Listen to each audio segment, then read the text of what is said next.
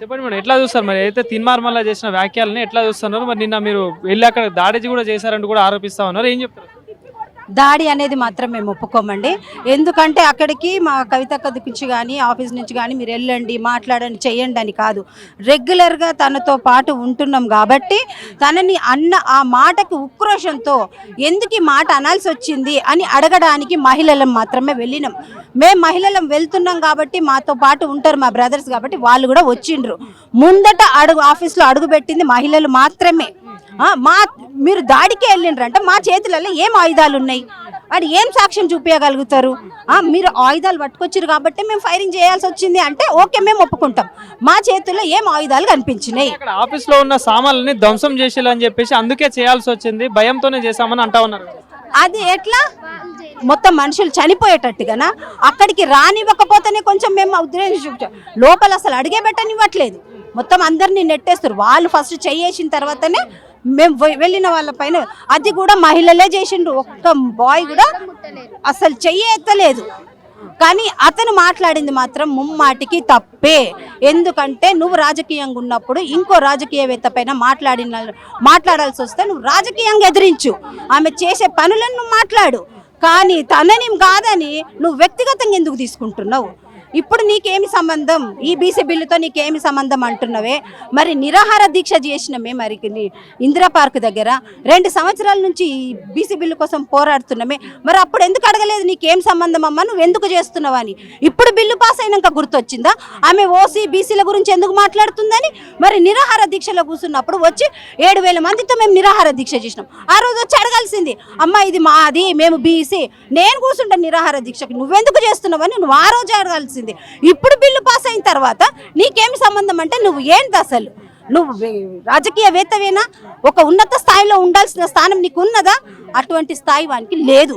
ఇంకొక బీసీల గురించి మాట్లాడే హక్కే లేదు అని చెప్పేసి మాట్లాడుతున్నారు. అదే హక్కు ఏ విధంగా అంటాడు? ఇప్పుడు ఒక నేతని మాట్లాడుతున్నప్పుడు, ఒక లీడర్గా ఎదుగుతున్నప్పుడు తను ఎంబడి ఓసీ అయినప్పుడు ఓన్లీ ఓసీ కార్యకర్తలే ఉంటారా? ఓసీ కార్యకర్తలే ఉండరు కదా. ఓసీ ఉంటారు, బీసీ ఉంటారు, రెడ్డి ఉంటారు, ఎస్టీలు ఉంటారు, మైనారిటీస్ ఉంటారు, చాలా మంది కార్యకర్తలు ఉంటారు. మరి వాళ్ళందరూ బాగు కోరాలంటే లీడర్ ఆ విధంగా మాట్లాడాల్సిన అవసరం ఉంటుంది. మొన్న ఎస్సీల కోసం పోరాడి వాళ్ళకొకటి, మహిళా శక్తి కోసం పోరాడింది, మహిళా బిల్లు పాస్ కావాలి అన్నట్టుగా మహిళల కోసం పోరాడింది. కేసీఆర్ ముఖ్యమంత్రిగానే ఉన్నారు కదా, మరి అప్పుడు ఎందుకు చేయలేదు ఇవన్నీ, ఇప్పుడు ఎందుకు చేస్తా ఉంది అని చెప్పేసి మాట్లాడుతాను. అప్పటి నుండి ఒక్కొక్కటి కార్యక్రమం చేస్తూ వాటిని ఫుల్ఫిల్ చేసుకుంటూ వస్తున్నారు. కేసీఆర్ గారు పాలనలో ఉన్నప్పుడు తెలంగాణ పరిస్థితి ఏముంది? ఫస్ట్ తెలంగాణను అభివృద్ధి చేయడంలో వాళ్ళు పాటుపడ్డారు. ఏ విధంగా అయితే తెలంగాణ అభివృద్ధి అవుతుంది, ఏ విధంగా అయితే తెలంగాణలో కొన్ని కంపెనీస్ వస్తాయి, తెలంగాణ ప్రజలు బాగుపడతారనే విధంగా, ఇక్కడ వ్యవసాయం పెంచే విధంగా ఆ విధంగా ఆలోచించారు. కానీ ఈ కులగణనల గురించి కొంచెం అంతగా వ్యవహరించలేదు. కానీ వ్యవహరిద్దాము అనుకునే సమయంలో వాళ్ళకి పరిస్థితి వచ్చింది.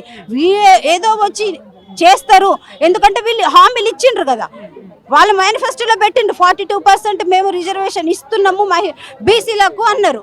మరి కామారెడ్డి డిక్లరేషన్లో మెయిన్గా ఉంది, కానీ ఏది లేని మాట మాట్లాడలేదు కదా కవితక్క.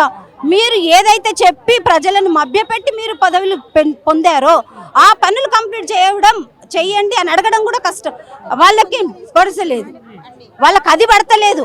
ఈమె ఎందుకు అడుగుతుంది అంటే ప్రజల పట్ల ప్రజలు ఏ విధంగా వాళ్ళు చేస్తున్నారో చూసుకుంటూ ఊరుకోవాలి, ప్రశ్నించొద్దు. ప్రశ్నిస్తే మాత్రం ఇట్లనే దాడులు చేస్తారు. ఆయనకి ఎటువంటి ఎక్కడి నుంచి పవర్ లేకపోతే చింతపండు నవీన్ ఇంతటి ఘోరానికి తల పెట్టడు.